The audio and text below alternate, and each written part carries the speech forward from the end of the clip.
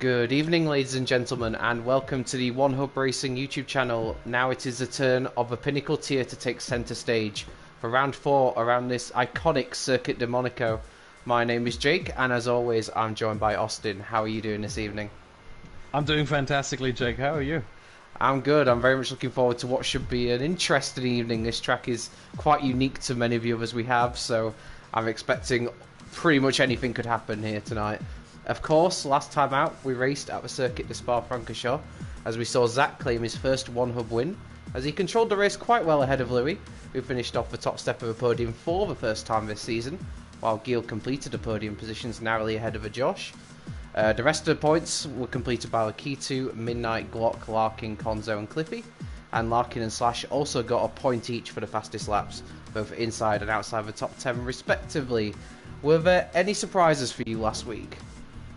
That's a really good question. I personally don't really think so. We've seen how good Zach was in qualifying night, and he's only confirmed that sort of a run. It was more of a surprise how badly he did in France at his home race, but for him to then show up at Spa and deliver the way he did, it was impressive to watch, but it was sort of expected. Louis not winning is kind of a surprise, but then again, having a guy like Zach who can challenge him and who is, I would argue, maybe a little bit faster than Louis, certainly, again, expectable. Then Gil has been very consistent.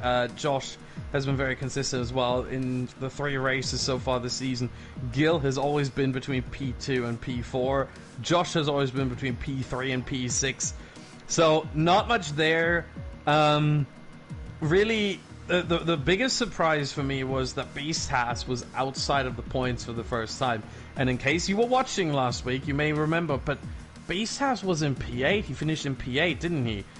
He did provisionally, but he did get a 10-second time penalty after the race, which dropped him down to P11. And therefore outside of the points. Otherwise, not only would he have had P8, but also the fastest lap inside the top 10, so he didn't just lose 4 points from that penalty, he lost 5 from that very penalty. Apart from that, you know, Beast House was sort of the one that I was looking at where I thought maybe he could challenge Louis for the title. Turns out, so far, it's not looking good for him, and to add insult to injury, he's not going to be joining tonight. No, and as well as that, Zach, I believe as well, has other commitments this weekend. Obviously, he's a real-life racer, so he has to fit this in and around his real-life racing commitments.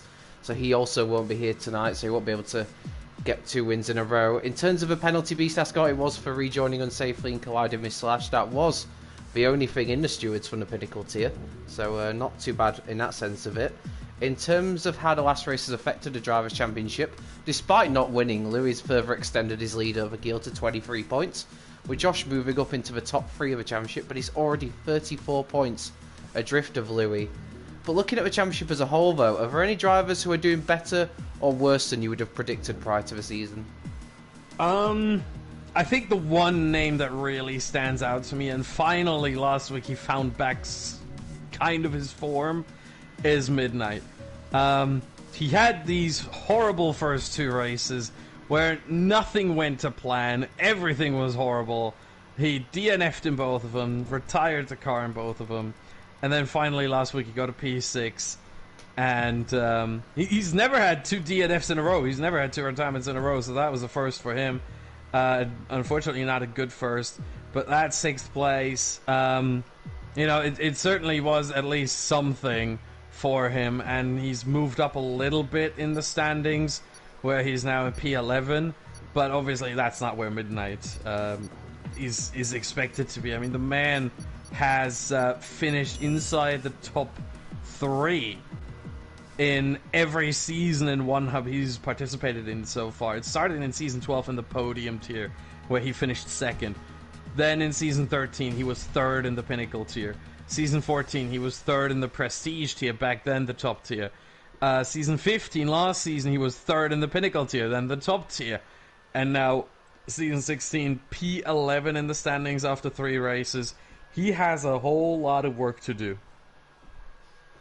Indeed he does. It's not been the start he would have ideally wanted. Thankfully he got those first points on the board last week, otherwise he would have been 3 races without points.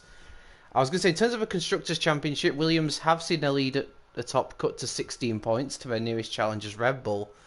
Having said that, we only have one Red Bull driver here tonight. We've only got Midnight, so with both Williamses here. And I also want to mention as well something that I came across earlier today, that Cliffy, who's only actually got 1 point to his teammate's 69 for Williams, he actually posted the 6th fastest lap time in the world on time trial today. A little bit out of nowhere, I have to say, based on what we've seen from him so far, but could he be a real threat here tonight? It could certainly happen. I was very surprised to see his time up there, but it is a very good one with a 1 minute 7.671. Faster, in fact, than Zach, who obviously is not here, as we talked about. We know how quick Zach is, but for Cliffy to post 1 minute 7.6, almost a tenth quicker than the winner of the last race and the winner, sort of the qualifying night, the top driver of the qualifying night.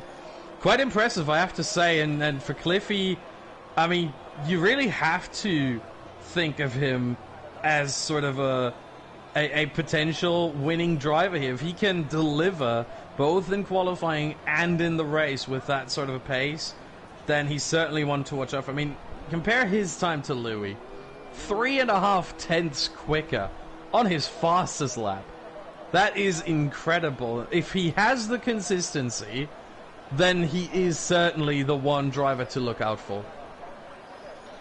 Absolutely, a time that we didn't expect to see happen, but it means tonight we've certainly got some potential surprises in store. One thing I've noticed already is we don't actually have the most full grid tonight. We only have 11 people.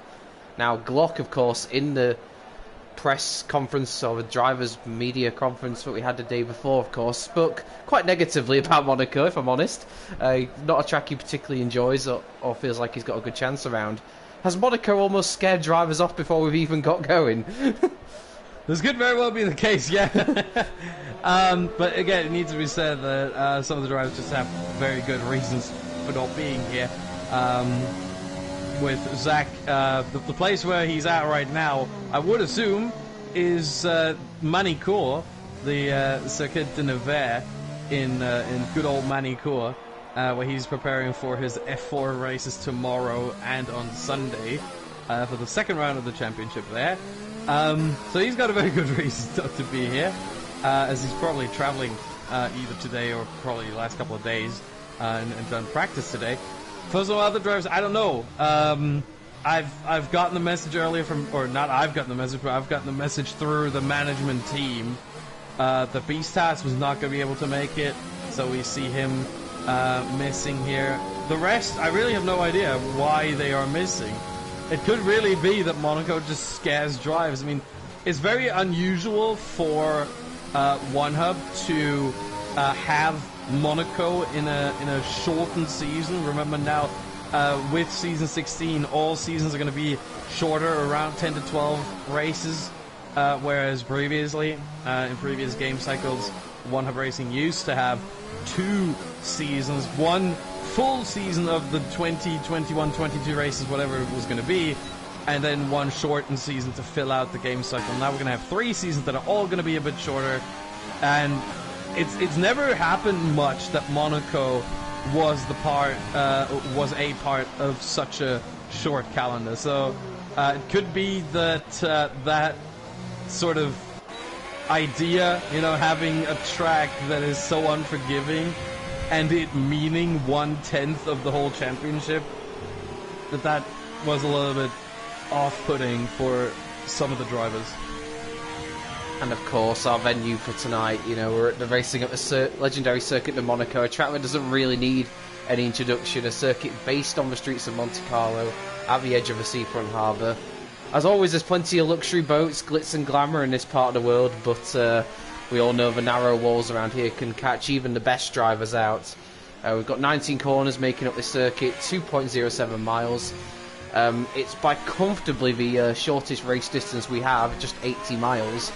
But despite that, we have 39 laps ahead of us, and with track position being so key here due to the lack of overtaking opportunities, the mandatory 2-stop rule that we have here at One Hub, that's really going to make strategy a key aspect of this race, isn't it? Yeah, but even more so, you can't really plan it out much, and we've seen it in the pre-race interviews from a lot of the drivers. Unfortunately, we only had 2 from the Pinnacle tier who participated in that, but we had a lot in other tiers who all pretty much said that regarding the strategy, there's not really much point in planning it, because most likely a safety car or 2 are going to ruin that strategy anyway. So it's less about what kind of strategy do you plan on having, and more about how quick are you on your feet. How quick can you think and make the right decision, hopefully, and get into the pits at the right time, use it at the right moment. And obviously with the mandatory 2-stop, I think there are some drivers that are hoping for 2, maybe even 3 safety car periods. That's the thing. If there is a safety car on lap 1, do you go into the pits? Yes or no? Tricky question. How many safety cars do you expect? If you expect 2 more, probably not. You're not going to come in. You're going to stay out, because it's beneficial to come into the pits for the last 2 safety cars. That way you have your 2 pit stops done, and then everyone else who didn't is going to have to maybe pit again, or, you know, they have worse track position or whatever. So it's a really, really tricky situation, a really tricky scenario here. But with 11 drivers, it could very well happen that we only see 1 safety car, maybe even none. Yeah, and you know, actually when we raced back here in season 14, we didn't, in the top 2 tiers, we didn't actually have a safety car, which is quite an unusual stat in that regard, because you wouldn't expect, certainly with Monaco, what usually happens here, you do get safety cars, because if somebody does crash out the race, there's not really anywhere for them to go. So they often are in the firing line. But yeah, last time we raced here, we didn't actually have any safety cars.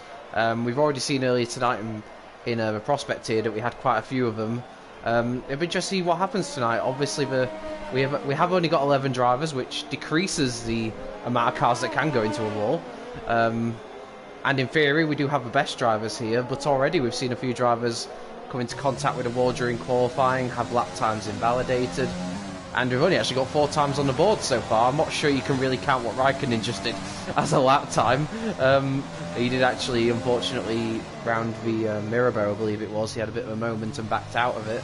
But currently we've got Lakitu quickest on a 109.1, but based on the time trial laps we've seen, that's not going to be the pole lap. In fact, it's just been beaten as I speak by Midnight, who's the first man into the 108s.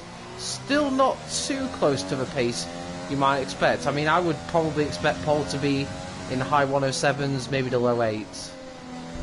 Yeah, that's what you would expect it based on the leaderboard times, but I think what the drivers are looking to do here, obviously in a time trial scenario, you can just try a lap time. If you hit the wall, you can just reset. There is no damage either. So in the time trials, you can actually at least slightly brush the walls and still get away with it. Because again, there is no damage in time trial. But obviously, if you hit the walls too hard, the game will invalidate your lap. So, at the very least, in time trial, that's sort of an option. Whereas here, the last thing you want to do is hit the wall. That's the one thing you're trying to avoid with every single qualifying run. And so you'd rather take sort of a second off your time than hitting the wall. As Cliffy, I'm on board with him. He just cut the Nouvelle Chicane out of the tunnel.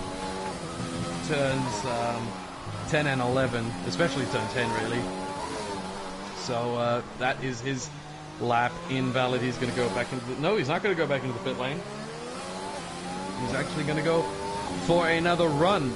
As Louis finally makes his way out of the pits, the other Williams from one to the other.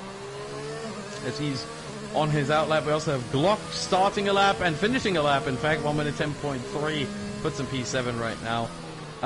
Yeah, not much going on, I have to say. Obviously, with 11 drivers, quite typical to have not that much going on at the same time here. And Glock also on the mediums. Everyone else on the softs, he's on the mediums, so he doesn't care with 11 drivers.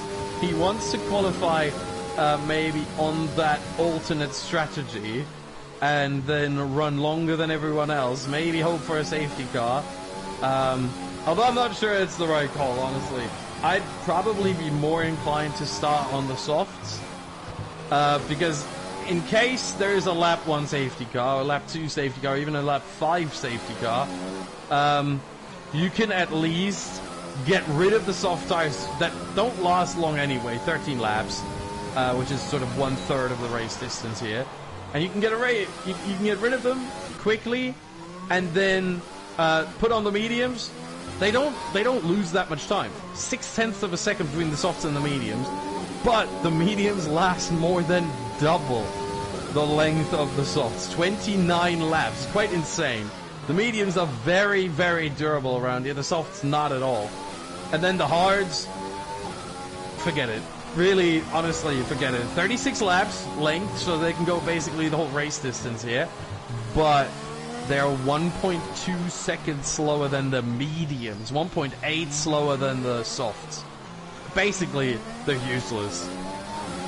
And like you say, with the medium tyres being as durable as what they are, as Louis just pops into second 5,000ths of Midnight's time, with the medium tyres being as durable as what they are, it's not really worth taking hard tyres because you're likely going to get a safety car at some point anyway, and the hard tyres are that slow that it just kind of puts you out of contention being on them. So I completely get that. I'd be shocked to see many drivers using them throughout the race, just because the medium tyre is such a good race tyre. It's not that much slower than the softs, and it lasts for such a long period of time that you can make it work, especially as the fact you have to make 2 stops anyway. So running the hard tyre in that sense is pretty useless. I wonder what Larkin's thinking at the moment. He's in 11th place. He hasn't really rushed to come out onto the track.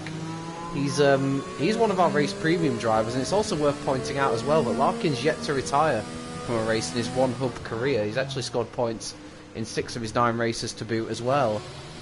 And if there's any track where that record could come to an end, it's here, but maybe he's deciding, with the grid being as low as it is, that qualifying's not really worth it, and he might want to just take the fresh tyres at the start of the race.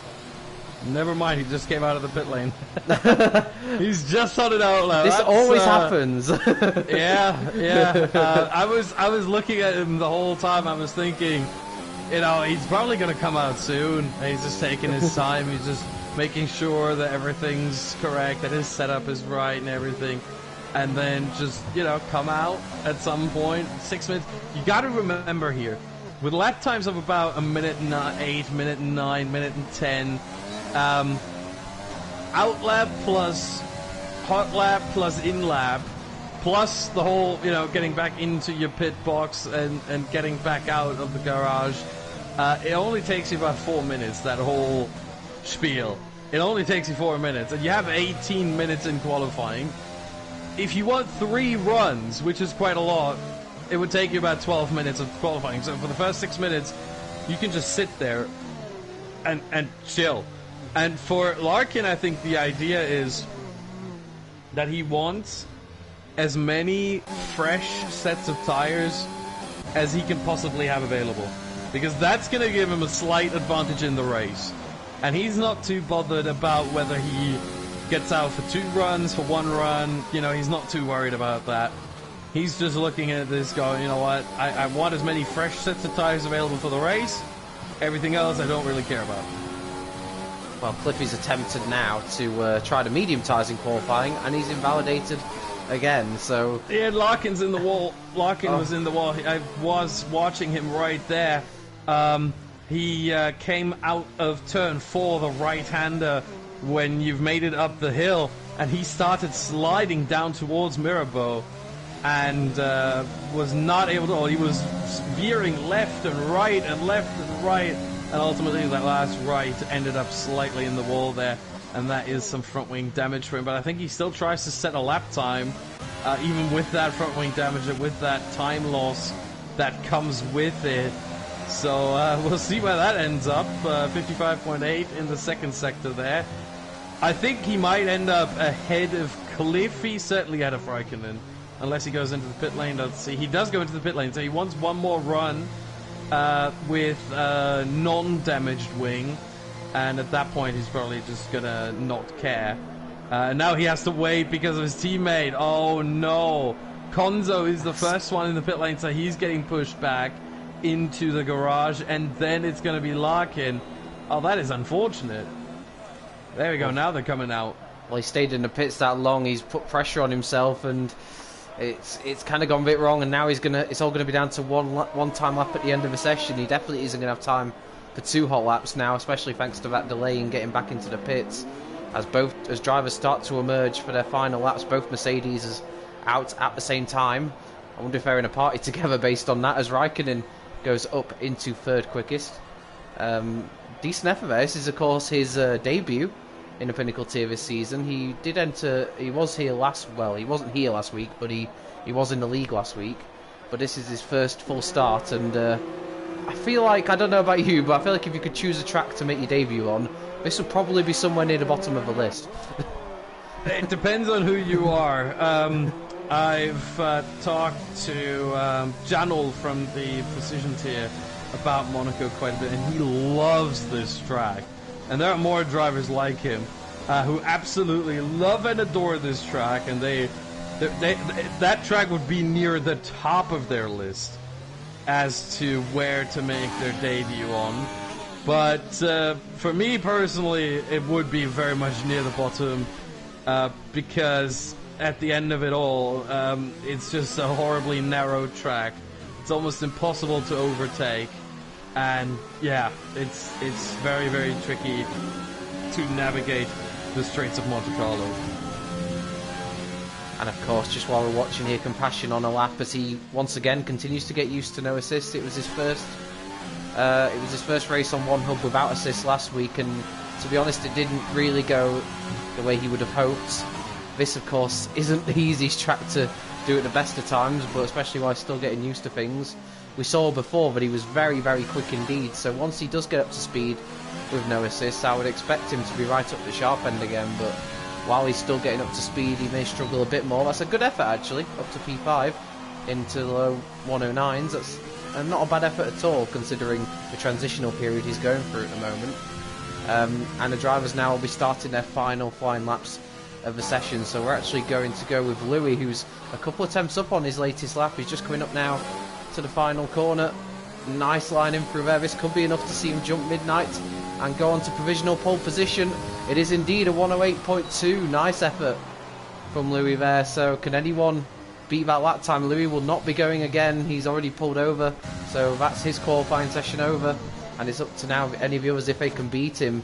And if I've got to be honest, the one driver that springs to mind who might be able to do a job is Cliffy, as he goes second. Less half a tenth of a second off pole. He's managed to string a lap together, and it's a Williams lockout on the front row, and he was very nearly ahead of Louis there. And there's one driver who could beat both of them. It's Lakita. He's purple in the middle sector, so he's actually quicker than both Louis and Cliffy there. Can he bring it to the line? Right now, he's full tenths up on his own time. That would not be enough. His middle sector was good. His first sector, not so much. 1 minute 8.5, just P4 for him. Anyone else still on the lap? Konzo. We had, that was Glocka, I think, in P7 now. Yeah, Konzo coming to the final corner. A little bit of a slide there out of Raskas. And now towards the line. It's not going to be it. 1 minute 9.5. And then Larkin coming around the final bend here. Wide. Way too deep. Way too deep. That's P11. Yeah, he's taking it slow now. He wants to be P11, and at least he does have a lap on the cards, but he will start with free tire choice. He will be the only one to do so, as the session is basically over. I don't see anyone else going for a lap. Everyone's on 0 ERS deployment, so or finished. And so that's our qualifying right now. Yeah, that's the grid. Louis is on pole ahead of Cliffy. An all-Williams lockout on the front row. They're, of course, leading the constructors at the moment, so that couldn't have gone much better for them. Midnight up in third. Lakitu looked for a second like he could gate crash the Williams party, but has to make do with fourth. Got Raikkonen on his debut in fifth, with Compassion up in sixth, which I think is a pretty good effort, all things considered. Both Renaults on the third row. Glock takes 7th, and we've got Samster, Konzo, Matt, and Larkin. And it's quite strange, really, considering the turnout tonight, but we have actually got a lot of full teams here. We've got both Williams cars, both Renaults, both Mercedes, and both AlphaTauri, so good chance for those teams to claim some excellent points tonight in the Constructors' battle. Yeah, indeed. For them, it's fantastic. You know, for everyone else who has 0 cars here, or just one, obviously it's a massive disadvantage. And so I think the gaps that we see in the Constructors' standing so far, I think they're only going to increase if we look at it right now. As I'm waiting for it to load, we see the grid right here once again. We have Louis and Cliffy Williams front row lockout. Then we have Red Bull with their one car with Midnight in P3, Lakita with their one Haas in P4, Renault row 3, and then we have the McLaren of Glock, and then Mercedes and AlphaTauri together at the very back. So for Williams, unless they somehow botch this, they're going to increase their lead in the Constructor standings. They're already leading by 16 points ahead of Red Bull. Now they have 2 cars, whereas Red Bull just has Midnight. Yeah, that's definitely going to help them. Then Racing Point is certainly going to lose out. They don't have a single car here.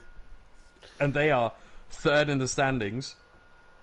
If anything, this right now is the opportunity for Renault, AlphaTauri, and Mercedes. Bottom midfield teams. Renault 6th, AlphaTauri 7th, Mercedes 8th. They can make moves tonight. They can move up the order. Renault's only 3 points away from Ferrari, and Ferrari has no driver here. 13 points away from Haas, only Lakitu. 18 points away from Racing Point, no drivers here. And even 27 points away from Red Bull, if they have a really good result, they might be able to challenge Red Bull for 2nd place in the standings. So, and AlphaTauri is only 5 points away from Renault, and then another 9 points is Mercedes. So it's all really close in the midfield, and this right here is the opportunity for those 3 teams: Renault, AlphaTauri, and Mercedes. Unfortunately for those teams, they've all qualified in the midfield or near the back, and Williams are the absolute dominators here today. Well, that's a question I actually wanted to ask you. Cliffy's a driver I'm sure you know pretty well. How is he going to approach this? Obviously, Louis is in the lead in the championship. He's the one who's definitely in the best position to win the championship.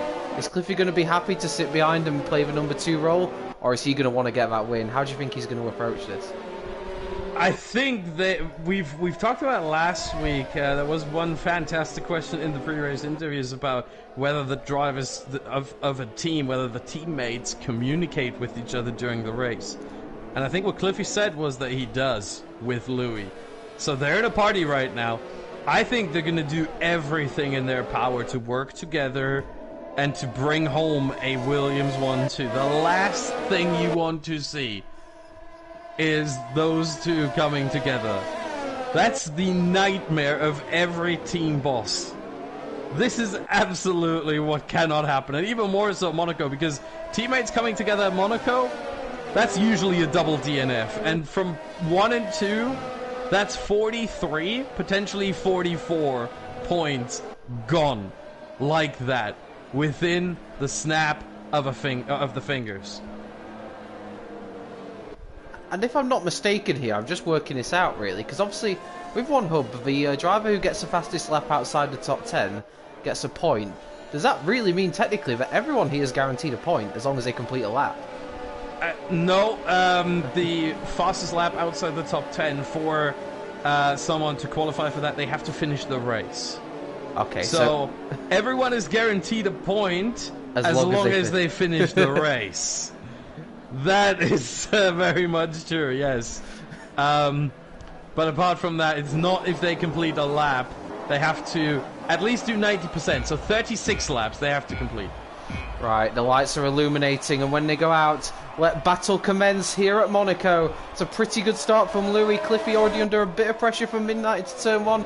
Very little space, of course, here. They all slot into position nicely. We've actually got Glock, who's trying to make inroads. He's already got past one of the Renaults. and he's up into 6th place. But yeah, as expected, Louis leads Cliffy, leads Midnight, leads Lakitu as they go through the opening sequence of corners down to the end of Sector 1. And out of everybody, really, it's Glock that's managed to make the most of a start, getting past one of the Renaults at least. And it looks like everyone's got through the first sequence of corners pretty safely. They're going side by side at the back into the hairpin. And it looks like, in fact, that's Larkin that's made his way past Matt, already up into 10th place. What did you make of that start there? Yeah, a little bit of damage there. I see Matt now down to P11, has front wing damage on both sides of the front wing. In fact, massive damage, almost the whole front wing gone. 90% on the left side, 50% on the right side. So massive damage. Expect him into the pit lane at the end of lap 1. And we also have Samster now in P9. So both Mercedes, this could get tricky. This could mean that they have to double stack here for some damage repairs. And I think I also saw a Renault indeed at his IGK Raikkonen, who's coming in as well for some damage. So 3 drivers already with a damaged front wing on lap 1, and it all happened in turn 1, except for Raikkonen. For him, it was in the hairpin of turn. Did I open my thing here? Yes, turn 6. Already Louis stretching out a pretty solid lead as Midnight gets right up to the back of Cliffy. Of course, getting and making an overtake stick around here is incredibly difficult. I think you almost need the other driver to cooperate if you do make a move down the inside. For some reason we have a yellow flag briefly in Sector 3. But yeah, Louis already built up a 1.5 second lead, and Cliffy is under a bit of pressure here from the Red Bull behind. Obviously he wants to make sure he keeps that Midnight behind him and make an overtake round here. I mean, where possibly would you say overtakes are possible? Turn 1 the obvious spot, but is there anywhere else really where you can make a move stick? I mean, it's different if you try it against AI, even if they are calibrated well and they're sort of on the same pace as you are. But I found that against the AI there are some good spots where you can try, but against other drivers it's basically impossible here. We saw, I think, in the real life Monaco Grand Prix last year in 2019 that Charles Leclerc did it into Rascasse. That's not viable here. It absolutely isn't. One opportunity that might be there's into turn 10, obviously outside the tunnel. You know, you try to follow through the tunnel, try to get a good good slingshot past the other driver. Right as you make it through the right-hand bend inside the tunnel. And then into the Nouvelle Chicane, that could work.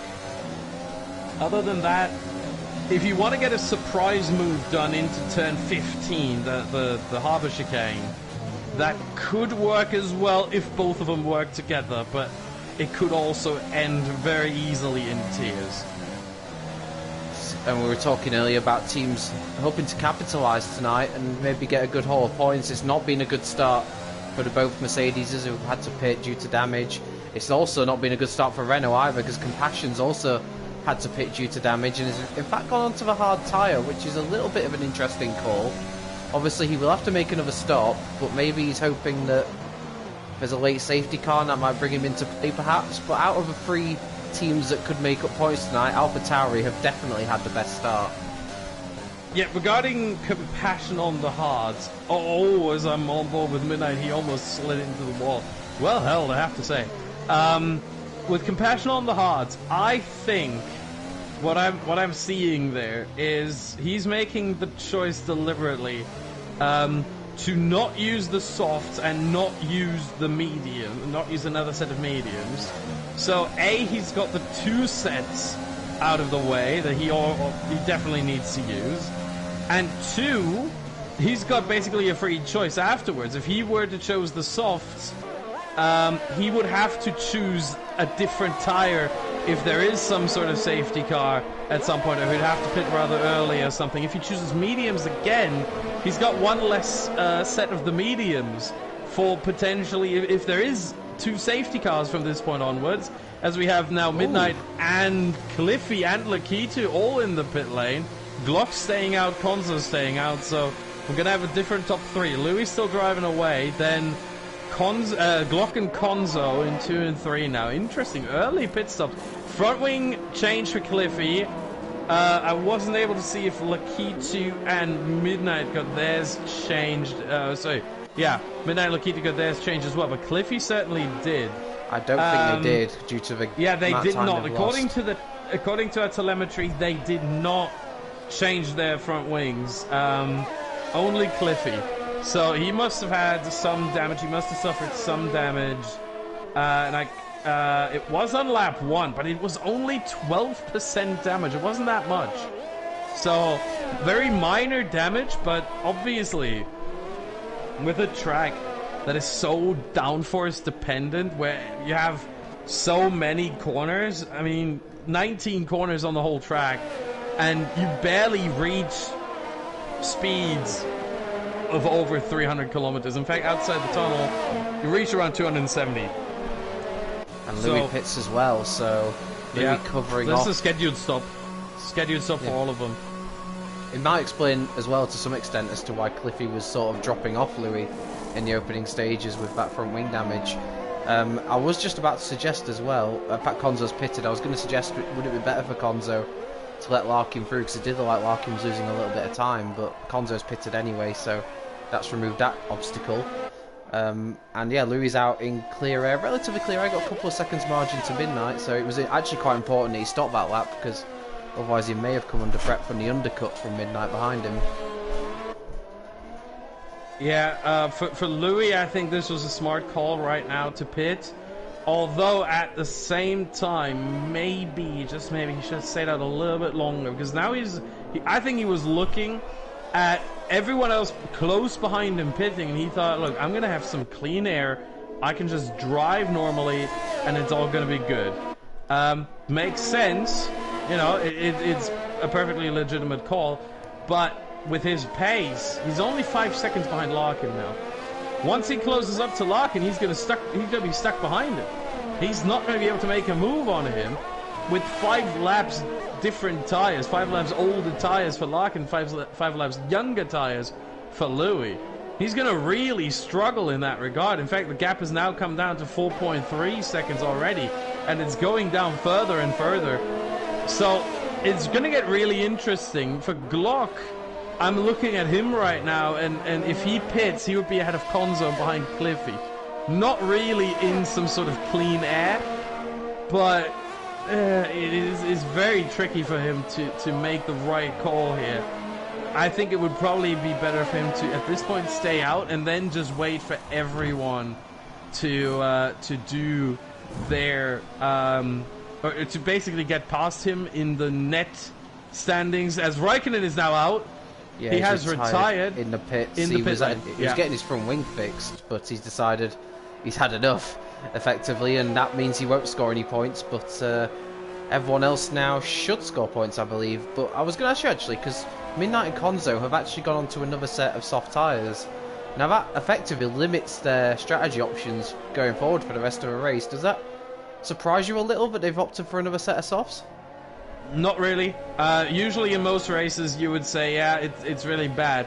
But if you take the tire data, if you take their lifespan, especially the difference between the softs and the mediums, with the mediums lasting more than twice as long than the softs do, and on top of that the difference between fresh softs and fresh mediums is only 0.6, they're choosing that second set of softs so they can then use the mediums if there is a safety car. Right now they could go on to mediums and they would be fine until the end of the race if there was a safety car right now. That's a very good point, to be fair. And Glock has actually done quite a long soft tyre stint at the start of the race compared to somebody who was around him. Louis is now right on the back of Larkin. This is what you mentioned earlier, of course. Now Louis needs to find a way past Larkin in order not to compromise his race, and he's made a move through the tunnel before we even got to the chicane. Larkin let him through. He slowed down deliberately to let Louis through, knowing that if he keeps Louis behind and they keep battling, he's just going to lose himself more time. And this way, now he can try and follow Louis a little bit, maybe get some DRS off of him, which he will on the main straight here. So really good call from Larkin. I think that strategically this was clever. Midnight coming into the pit lane.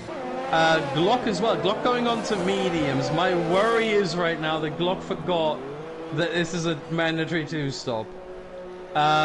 Midnight going on to hards, that certainly is the wrong call, because those mediums could probably make it to the end at this point.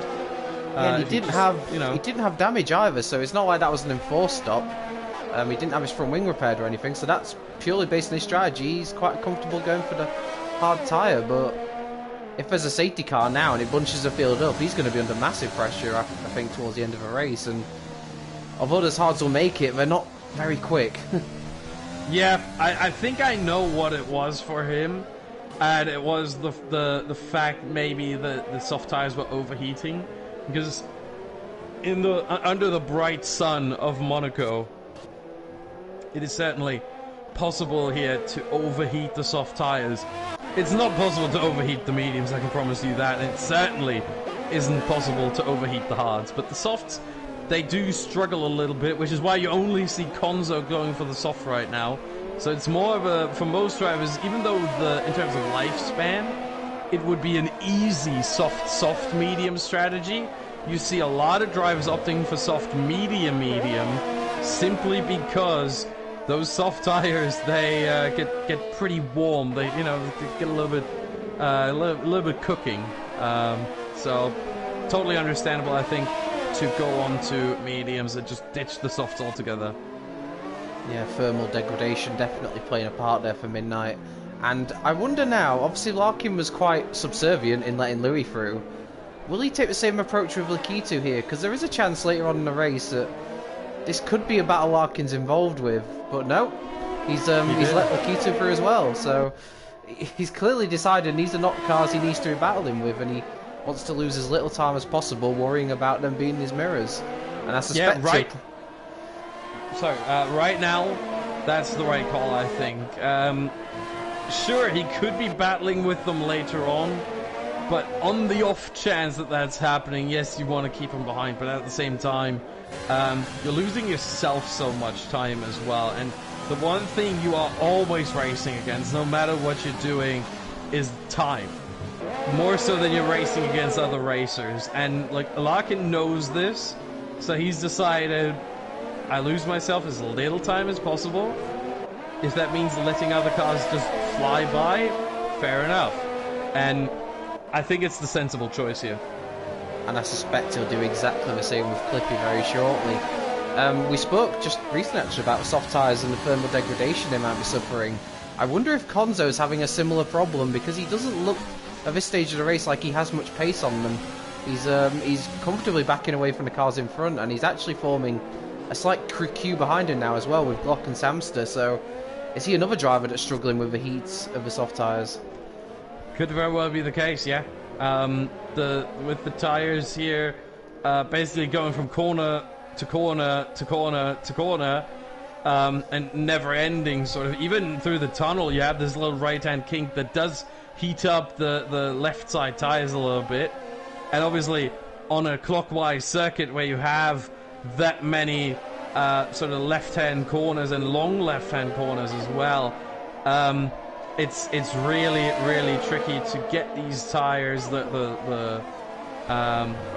right-hand corners, apologies, so many right-hand corners. The left side tires are the one that struggle the most. And through turn 9, you think, okay, now I'm in a full-on acceleration, so basically a straight. It's not happening, as now Glock hits the back of Konzo. Does he have damage? Let me check my telemetry. He does, yes. It's only minor damage, 12% on either side of the front wing, but he does have damage from this. It's so difficult to stay patient behind the car in front, and obviously the closing speeds as well around here. It's so easy to get caught out and just run into the back of the car in front, and that could impact Glock now. Obviously he's still got to try and get past Konzo, but he's got to worry about behind him as well, because Samster's had a pretty good stint on the medium since that early damage he had, and he's coming back into play. And in fact, this train's getting bigger by the second, because in fact now we've got a few more drivers joining the back of it, Compassion and Midnight too. And the slightly less surprising thing is that Cliffy was let through by Larkin on the pit straight, so Larkin down to 4th, and Cliffy, I've got to say, he's been pumping in a few fastest laps, Cliffy, and he's looking at the moment like the quickest driver out on the circuit. That early damage costed him, but you suspect he will start to come back at the key too, as Konzo does indeed pit, and you suspect now he will take a set of medium tyres and try and get us to the end. The soft tyres did not work for him at all. Well, did they really not work for him? That's the question. Oh, he's gone for the hards. Oh. Interesting. Not what I would have predicted. Well, I didn't predict mediums. I'm very surprised as well. He's completely avoiding the best race tire. That is a very peculiar decision. He goes from soft to hard. Now, though, at the same time, Konzo held up basically everyone. He held up Glock, he held up Samsa, he held up Midnight, and kind of Compassion as well. Although Compassion's now a couple seconds behind the rest of that group. So, now that he's on the hard tire, he can go to the end. He did his second stop there. He can go all the way, and he doesn't have to worry about the other drivers who still have to pit. He can try to close in on them now with his tires not being that much of an issue. So, maybe consider this to be a massive undercut, and he was just ahead of all the other drivers, and now he's just gaining time on them. Although it doesn't really look like it. He's 20 seconds behind Glock now. So maybe it's not working out. I think the hard tire is really the wrong choice. If he had gone onto the mediums, he would have set himself up fantastically. But instead, goes onto the hards, loses himself 1.2 seconds a lap to all the medium runners. And, well, you see what's happening. And another theory thrown into the mix as well, because the car in front of him was his teammate Larkin, so perhaps he was doing his teammate a massive favour as well on his alternate strategy. So, you know, maybe not just thinking about his own race, but thinking about his teammates as well, because those cars he held up could actually help out his teammate later on in the race. Could very well be, but at the same time, I'm not sure that that's their thinking. The gap between the likes of Glock, Samsa, Midnight, and Larkin further up the road was already at roughly 10 seconds, and so, or maybe let's say it was... Samster's broken his front wing on the exit of a swimming pool chicane, and Midnight's down the inside of him, and Samster hasn't pitted. And they're going side by side through the final corner. That's brave stuff. There's barely room for one car there at the best of times, but it looks like Midnight's going to have the inside line into the first corner and makes the move stick up into 6th place. But Samster's got quite a lot of damage there, so I'm very surprised he didn't go into the pits, although it's worth pointing out, because Midnight was on the inside of him, the pit lane might well have been covered off for him. Yeah, he would have had to slow down, he would have had to brake sort of on the racing line, and sure, he has no one behind him right now for about 4.5 seconds, but that's still a risky maneuver, braking on the racing line to then take into the pit lane. It's a very tricky pit lane to begin with here, and so for Samsa, it definitely makes sense to just go around one more lap. The damage is only 19%. It's sort of it's a slight damage, you know, it's a little bit of a nuisance, but it doesn't lose you that much time. It's about, what, 2 seconds maybe at the end of the lap that it costs him. So it's something you can afford for one lap. If that means, oh, now he hit the wall again, and that's more damage. And it's up actually to 70% now because of that. Matt has completely left the session. His car's now in the pit lane. It's getting repaired. And Samsa is now coming in. That's a double stack for Mercedes again. Oh no, that could not be worse timing. It really could. And Matt's going into the pits to retire, but that has effectively really affected his teammate. His teammate lost about 15 seconds there, I reckon, making that pit stop, and that will drop him right down to, well, the back of the field technically now, with his teammate having retired. That's a real disaster for Mercedes. We talked about them being one of the teams hoping for a big haul of points tonight. It's not looking especially likely now. Samster will, I think, now be hoping for a safety car at some point to try and bring him back into contention. I've got to say though, one driver that's impressed me so far tonight is Lakitu.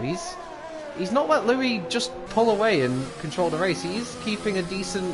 I mean, there is 6 seconds, of course, but that gap's kind of been quite stable for the past sort of 5-10 laps, I've noticed. So Lakitu's not got bad pace around here at all. Yeah, and the one thing to note, I'm looking at my notes here at my leaderboard times that I've taken from the time trial leaderboards. The difference between Louis and Lakitu wasn't that much. We're talking 0.03 of a second. Louis at a 1 minute 8.016, and Lakitu at a 1 minute 8.048. As we have yellow flag. Midnight's out. Midnight retired in the pit lane as well, so I'm drifting into the pit lane. He was getting his front wing repaired, going to mediums, but he's decided enough's enough, and he's called that a day, and we are now down to 9. Oh, sorry, 8 even. 8 drivers left in this race. So Matt has disconnected, so we're down to 8. Samster now getting past the pit lane at some point. And Samster! Speaking of Samster, yep. Into the wall at the final corner. That's surely got to be some damage on that Mercedes. And he may well have to come into the pits again. It depends how significant that damage is. It's quite significant on the left side, the 38%, so basically half the front wing almost gone. And that's going to really hurt him through the whole lap. That's sort of a, I would say, almost a 2.5, 3 second loss over one lap here. So that's really going to hurt him now. I wonder if he'll be coming to the pits and retire as well. I'd have to, hopefully not. But in terms of Larkin then, so he's obviously been on those medium tyres since the start of the race as he qualified outside the top 10. Based on strategy, would you expect to see Larkin in the pits soon? Yes. Very much so, yes. He's the only one who hasn't pitted at all yet. And he's been going for 17 laps straight and going into lap 18, or he's already started lap 18. So he's going very long on those medium tyres, and I have the... If you want to go medium soft, the pit window basically opened this, or will open at the end of this lap. Samster's back in the pits again. Thankfully he's still in the race. He's gone to another set of hard tyres, and he's back out on track again. I mean, I think how many stops is that for him now? That's Samster's 3rd pit stop of the race, so he may well be running out of fresh tyres to use soon, but he's gone on to another set of hards, and he'll hope to get to the end. And I wonder now, is he... Yeah, he's now a lap down as well, so that's kind of a double whammy in effect, because even if there is a safety car, he needs to be on the lead lap, really. He'll hope that he can maybe get back past when Louis makes his 2nd stop, but effectively, if that's not, his race is really in a tough spot now. Yeah, and the reason for Samster to go on to the hards is that he probably didn't have any mediums left available. He already used both sets of the mediums that the drivers do have available, and now he's on the softs. At this point, all he has available is the 2 old used sets of mediums, as well as a whole load of soft tyres. And in terms of Larkin, I'm just looking now to see, so if he does pit now, he's going to be very close coming out between him and Compassion. So it's going to be crucial if he does stop either this lap or very shortly that he gets in front of that Renault on fresh tyres. He does not want to be stuck behind a driver who will be on much older tyres. Does he pit this lap? No, he does not. No. So I hope he hasn't forgotten about the 2-stop rule. Because that would very well be the case, yeah. If he doesn't... Oh, no, I think he's going to pit now, lap 20. So lap 20 is when I think the pit window closes, but it just popped up for me. I think it popped up for you as well, I'd hope. Yeah, it did as well, so... Yeah. Hopefully so he's probably he going to comes pit into at the end of this lap. Very shortly. In terms of the top 3, the gap's quite stabilised, to be fair. Cliffy is slowly but surely gaining on Lakitu, a little bit, but not by a lot. Cliffy has looked like the fastest driver out the top 3. He just unfortunately did pick up that damage early on, which meant he had a much slower pit stop, which dropped him behind for Haas. But of course they have one more stop to make each. They're pretty much bang on the strategies that they would have hoped to have been on. And they all seem to be running pretty well at the moment. No damage for any of the 3 of them, and yeah, they've got a comfortable margin at the moment. So, barring any drama, does look pretty secure at the front. Yeah, it's looking good for all of them. The question is whether Cliffy might be able, if he maybe pulls an undercut on Lakitu, to challenge him, as Larkin does indeed stay out for another lap. Maybe he has indeed forgotten about the mandatory 2-stop rule. Let's hope not, but this could very well be the case.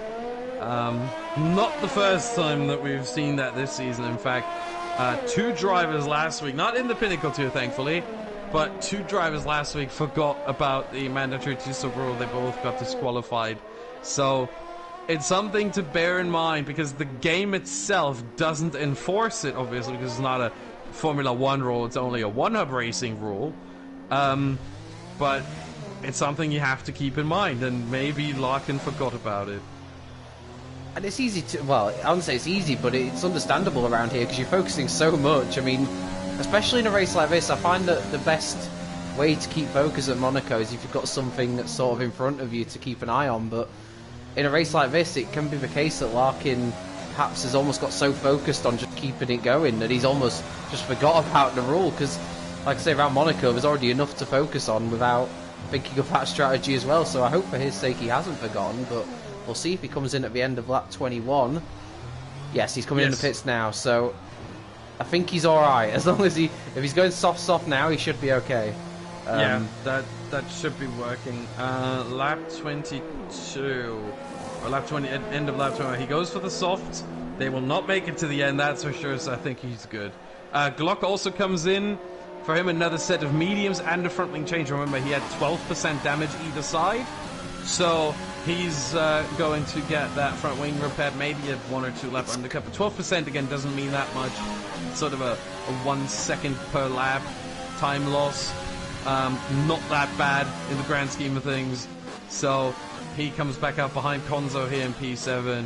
But he has done his 2 stops, and he is in sort of a net P5 right now, actually, because both Larkin and Compassion still have to pit once more. And the key 2 pits as well, so he avoids any chance of Cliffy getting the undercut on him. And I was going to say, it was crucial for Larkin that he got in front of Compassion, and he just did. So that's crucial, because Compassion's on 19 lap old hards. If he'd have been stuck behind him on new softs, he would have lost a bundle of lap time. So that was massively important for Larkin. The key 2 goes on to another set of mediums as expected, and he will go to the end, and he effectively says to Cliffy, if you want to overtake me, you're either going to have to do an incredible overcut, or you have to do it on the track. Yeah, pretty much. Right now, Lakitu is just going to gain more time. And gap right now between those two is sitting at 13.6, and it's coming down further and further. If you look at the interval, you'll see in real time how it comes down. 13.4, 13.3, there it is. 13.2, there it is. 13.1, it's really very, very quick that it comes down. So that's how much difference it makes between used medium tires and new medium tires.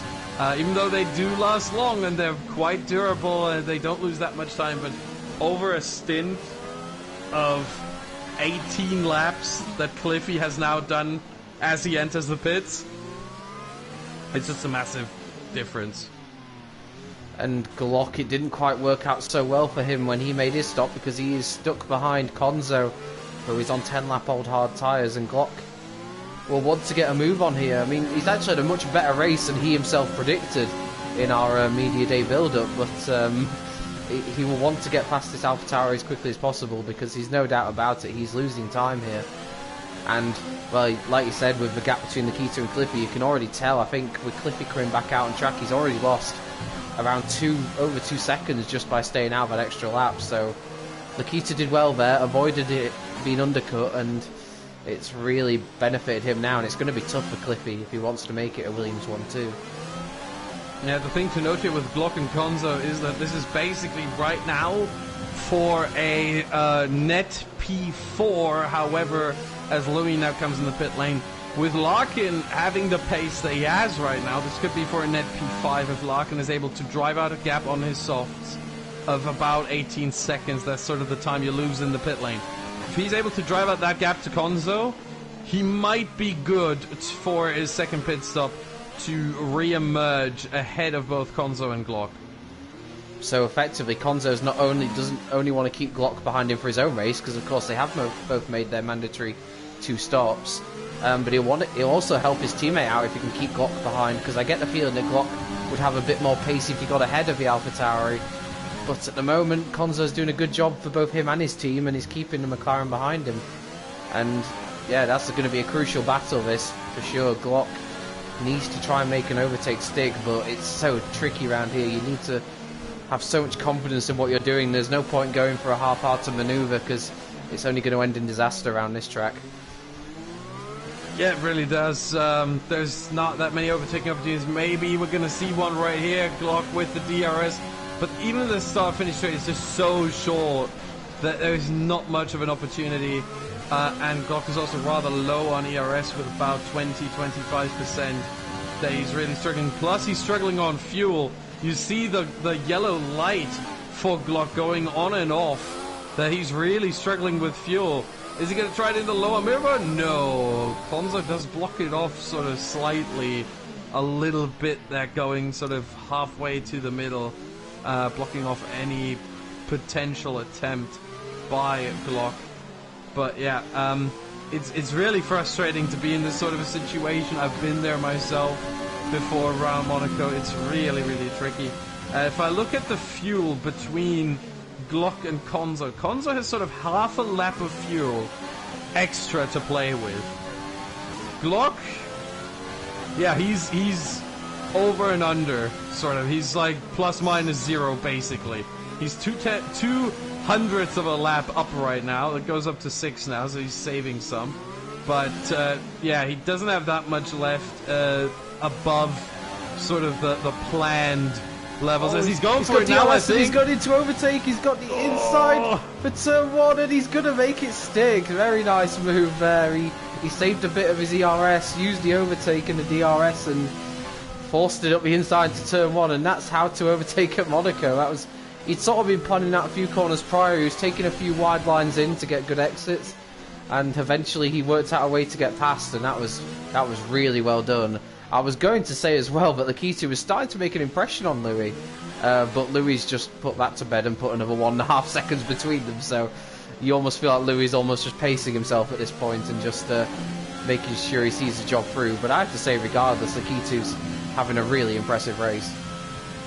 Yeah, the one thing to note up front, I was looking at the gaps and everything, and I was thinking, you know what, maybe I saw Louis getting a penalty. Maybe if Lakitu has no penalty, this could get a little bit interesting. Unfortunately, not only are they on the same time penalties, all of them got 3 seconds, they're also on the same number of warnings. All of them got 4. So, perfect equilibrium there between those 3 drivers in that regard, and they're all sort of 5 seconds away from each other. You have Lakitu just under 5 seconds away from Louis, and then Cliffy just over 5 seconds behind Lakitu. Yeah, this is...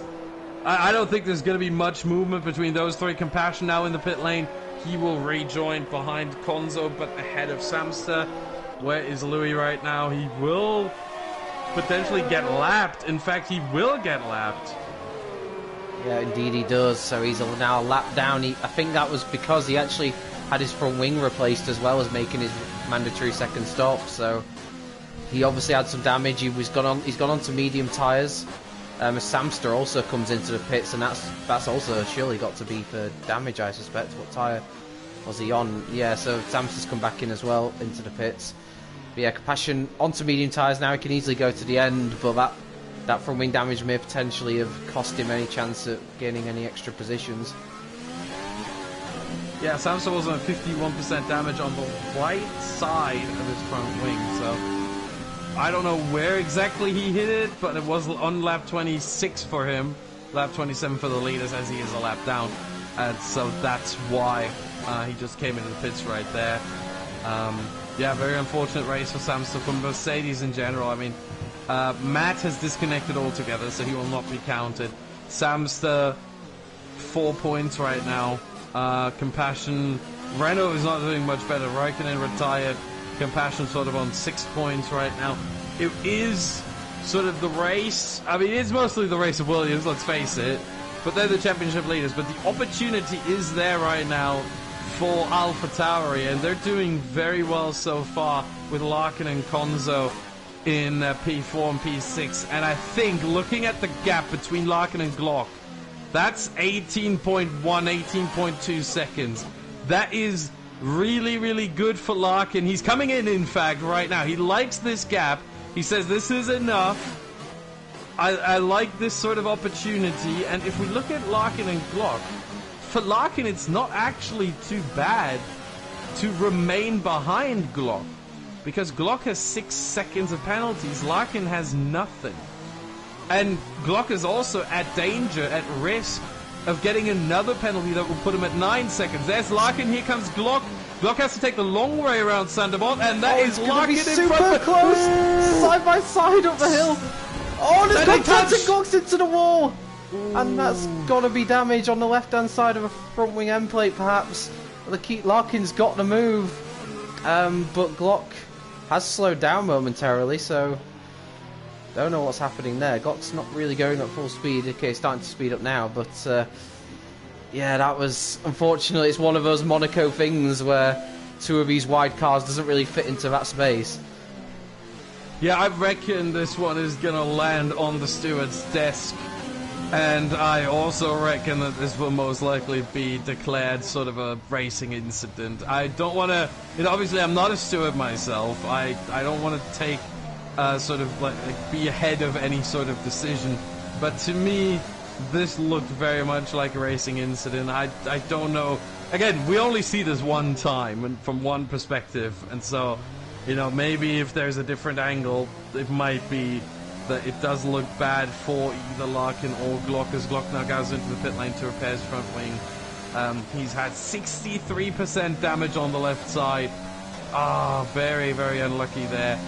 Yeah, it's one of those Monaco things. The issue here, if you go, or when you go up the hill, you see there's sort of a couple of corners in there. It doesn't really show if you look on the track map. There's not much, like it looks like a straight, but it isn't. You have these sort of left, right, and it's really tricky to navigate if you're side by side.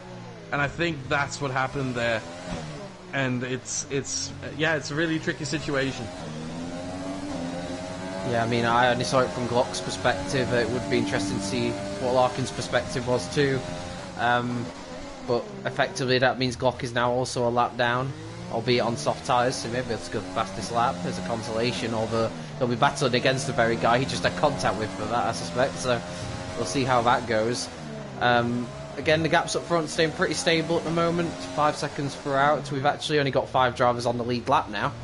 A big haul of points coming in for AlphaTauri as it stands, and also a pretty decent haul of points for Haas too, considering that Zach isn't here, and it suggests going forward that Haas may have a good run of it in the Constructors, because you suspect when Zach is here they're going to get a lot of points, and Nikitu's also shown tonight that he's very capable of throwing in an excellent result too. Yeah, I'm trying to do the calculations, sort of how the Constructors' Championship would shape out right now. So Williams would be on 110 points, which is quite incredible. As Cliffy now goes into the pits, he wants the fastest lap. He sees he's got a 45-second gap. He says, you know what, I'm going for this one. I want to get this one. And he also gets a front wing change as well. So he was running with some damage there. But yeah, he wants to have a go at that. And for the last 8 laps, why not? As he does, in fact, go onto the soft compound tyre. Best tyre for the fastest lap, if you want to go for that. Now, the question is, will Nikiti try the same? Now that he has a 30-second gap behind. He could afford another pit stop. And then, if he does, what does Louis do? Is Louis going to try and come in? This is really, really interesting now. Who's going to go for the fastest lap here? Will Nikiti respond? It doesn't look like he's requested a pit stop. So, usually it would pop up in the bottom right if you go on to the car. And no, he stays out, in fact. So maybe he's thinking, nah, you know what, I don't want to afford Louis that sort of a situation where he can then pit as well. And fair play, I gotta say. Also, Louis is at risk of getting another penalty and getting to 6 seconds. He's on 5 warnings right now. If he gets one more, that's 6 seconds worth of penalties. And that means he's got 3 more than Lakitu. Meaning the gap between those two is now only 3.3 seconds. So, could get very interesting towards the end here, although at the same time I don't think it's going to get too interesting. Let's hope that maybe, I don't wish anything ill upon anyone, but if Louis makes just a slight mistake that costs him about 3.5 seconds, this could get really interesting. And maybe that's what Akita's thinking. He's thinking, yeah, fair enough, a point for fastest laps, all well and good, but I don't want to miss on a potential opportunity to get the full 25 points here. I don't want to... If Louis does make a mistake, which we don't see very often, we have to admit, but if he does, I want to be there to capitalise. I don't want to give him the luxury of being able to just pit and everything be fine. You know, he wants to stick around and see what happens just in case. And around a track like this, when you have been leading throughout the whole race, it's very difficult to keep that concentration levels up. You've got to keep focus, because the second you lose focus around a track like this, it will bite you. So Louis got to keep on top of things, and well, I think judging by the gap I'm seeing come down between Cliffy and the race leader, I'm suspecting Cliffy's about to smash the fastest lap, which isn't much of a surprise. Let's see what he does as he comes up to the line. Cliffy manages a 1:10.1, yeah. Quite wow. As expected. Cliffy takes the fastest lap. The one thing here to note is I'm thinking, what if Lakitu comes in lap 37, then out lap 38, and he has one shot in lap 39. But at the same time, Louis couldn't pit lap 38 because his out lap would be the last lap. So he couldn't settle lap time, so for him there's no point. So if Lakitu wants a shot at the fastest lap and not afford Louis that sort of luxury of having it go himself, lap 37 is the way to go. Which is why I'm a bit surprised that Cliffy came in so early. If I was Cliffy, I would have come in lap 37 to deny the other two that opportunity and make sure that I get it on lap 39. Now he handed that to Lakitu, who has every sort of advantage in his hand to get 19 points out of this and deny both Louis and Cliffy that one extra point that right now is in Cliffy's hands. And because Cliffy, of course, had to come in and change his front wing, the gap is there for Lakitu. It's very highly unlikely that he's going to lose, we'll say, what, about 9-10 seconds in the next 3 laps. So he'll have that margin to Cliffy, as long as he doesn't need to change his front wing. So he'll have that margin to do that, and of course deny Louis the opportunity. So Lakitu's actually in a pretty good situation at the moment, all things considered. The only thing potentially that could get in his way is if someone further down the order decides to do the same thing. Yeah, that could very well happen, but I don't think the guys further down the order have the sort of same level of pace. And again, Lakitu, I think, lap 37 is when he's going to come in. So not at the end of this one, but at the end of next one. He's losing more time to Louis now, actually. He's dropping back a little bit further. Gap now 8.3 seconds instead of 6 seconds as we saw earlier. So maybe his medium tire is also overheating a little bit potentially. I don't think so. But, as we have Konzo in the wall there, and Compassion made it past, they were battling for position there. Ooh, that was very, very intense hit of the wall there. And for Konzo, that's complete 100% right side front wing damage. So that front wing is gone on that side, meaning he's going to lose himself about 5 seconds on this lap.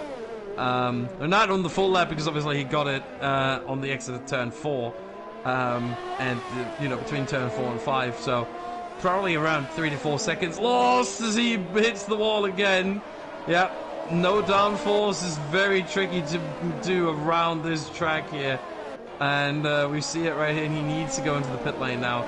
Very unfortunate for AlphaTauri here, as Lakitu does come in now. That's a lap early, isn't it? Yeah, it's a lap early. It is a lap early, and that could offer Louis one shot. Maybe. Now here's, again, trying to theorize a little bit. What if he does that deliberately? Lap 36, so he gets 2 opportunities. Louis gets just 1. And then maybe, just maybe, Louis makes a mistake in that one attempt to get the fastest lap. Hits the wall, maybe retires, That's maybe what Lakitu is thinking right now. He rejoins 5.5 seconds ahead of Cliffy. That's easily done. Now, get the tires up to temperature, but not too much. Save some ERS, that's the most important thing. And then try and go for the fastest lap. But is Louis going to come in?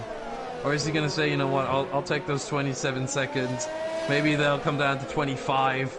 as they're on the softs. Let's see. He stays Louis, out. Okay, Louis so at stays this point, out. Louis cannot go for the fastest lap, really.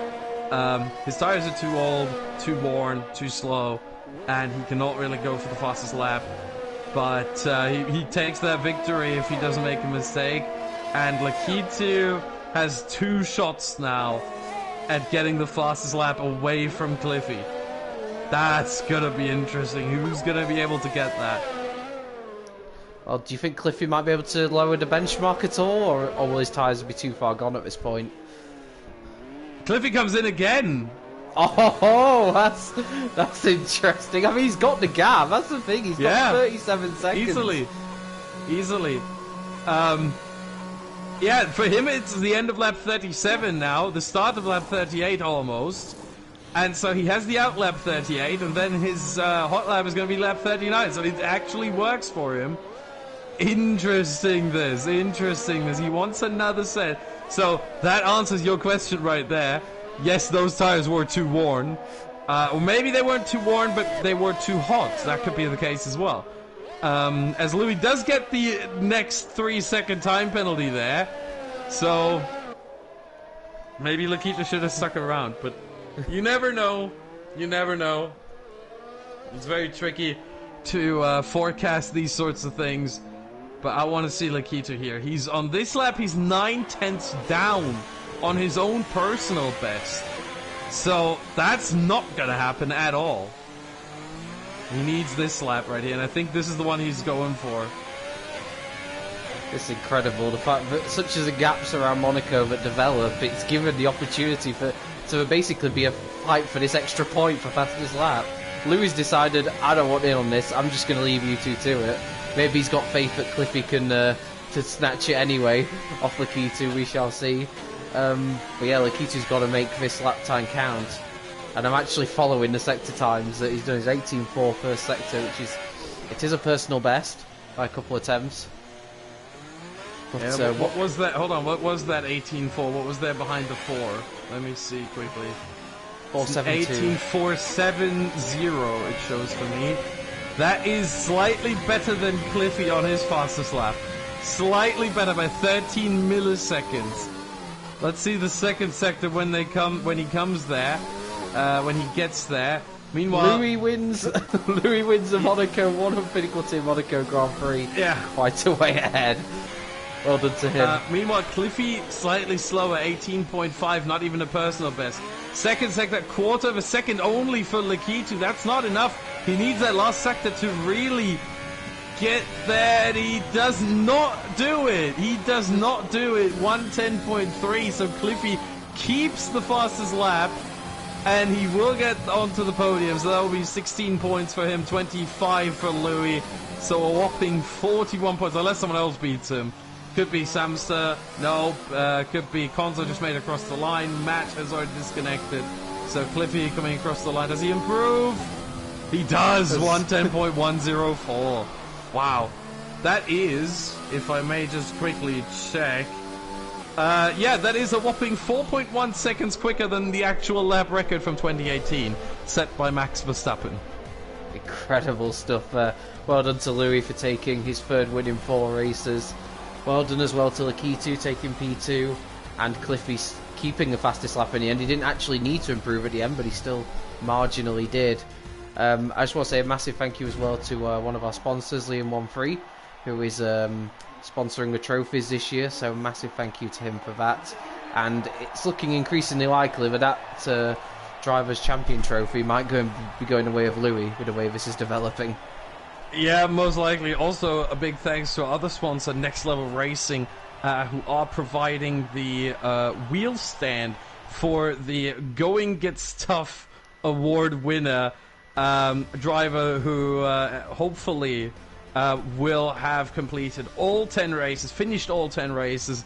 So some of the drivers here today are out of contention at this point. Midnight, obviously, he's already retired from his 3rd race. Raikkonen, Matt FNG, who disconnected. But that is your result. And yeah, Next Level Racing will be providing that for someone who finished every race and participated in all the media days. So I think at this point, most of the Pinnacle tier is out because we haven't seen much in the pre-race interviews from them. Unfortunately. So there's your classified results. In the end, everyone from 4th place downwards was lapped. Larkin got 4th, Compassion 5th. We have Glock in 6th, Konzo 7th, and Samster was the final finisher in P8. Might as well go on now to Driver of the Day. Who would be your nomination for that? Really good question. Let me quickly just get the results screen up again, because it's always gone so quickly that I need to quickly brush up on everything. See, I like Larkin here. I don't know why. He's just had he's got lapped, but he's got lapped by Louis, and it was a crazy race from beginning to end. But he was rather consistent. He started last. He went to P4. I think Larkin is probably my driver of the day here. And the question I have for him, as he is the only driver as well to not get a penalty, if I may just say that one. The question I have for him is, throughout this race, when he was fighting with other cars, and he was on the medium tires, he was sort of at the end of his second stint, when he was on the softs. I try to make this shorter. When he was at the end of his second stint, how worried was he that he was going to come out ahead of Glock or fall behind him? Because that gap was 18 seconds just about, and he barely made it past. They did touch, as we saw. So, could have, it turned out to be very interesting. How closely was he monitoring? Sorry, how closely was he monitoring that gap? Now, who's your vote for driver of the day? Good question. I've had a couple of drivers in mind actually, but I'm going to say Lakitu for my shout for driver of the day. I thought he did an excellent job. He really pushed Louis a lot harder than I thought he perhaps would, and he got second ahead of Cliffy, who we saw in the build-up to this was very, very fast indeed. So mine's Lakitu, and my question to him would be, what was his tactic towards the end of the race? Obviously, he went for fastest lap on lap 37. Does he almost regret not pitting a lap later and not allowing Cliffy the opportunity to counteract that? Or was he, or in the end, does he feel like he just didn't have enough pace for fastest lap? That would be my question to him. But yeah. Massive credit to all the drivers, and massive credit to Williams as well for a massive haul of points they've got tonight. Louis is going to be even more firmly in charge of the Drivers' Championship now, hopefully. We'll get a much more, closer race. I think we'll definitely get a much more closer race next time out. We are racing at Spielberg next time out, the Red Bull Ring for the Austrian Grand Prix. That'll be round 5. Same time next week, Friday at 8:30. Join myself on Austin for that. Have you got any final thoughts about the race tonight? I've just realized something, yes. You remember how we talked before the Belgian Grand Prix about how Compassion finished 1st, 2nd, 3rd, and 4th in his first 4 races? He got 5th tonight, didn't he? He got 5th tonight, yes. He's still holding up that streak of not finishing in the same position twice. It's an incredible thing to watch, I have to say. I would expect next week at Austria we're going to see Compassion in P6. Yeah, I mean, to be fair, with the fact he's still getting used to the no assist, it's very, very possible. I don't know if Compassion's going to reveal at some point that he's been doing all this on purpose. He's just just been tactically doing this. He wants to have the most unusual stat record ever. But yeah, fair play to him for getting points around Monaco, considering how new he is to no assists. That's a very good effort there from him as well. And another worthy shout for not a driver of the day, but a good mention as well. So yeah, I think that's it from us here tonight. Hope you all enjoyed the coverage. We will see you next week, as I said, for round 5 at the Red Bull Ring. That's it from the both of us. Until then, we will catch you on the flip side.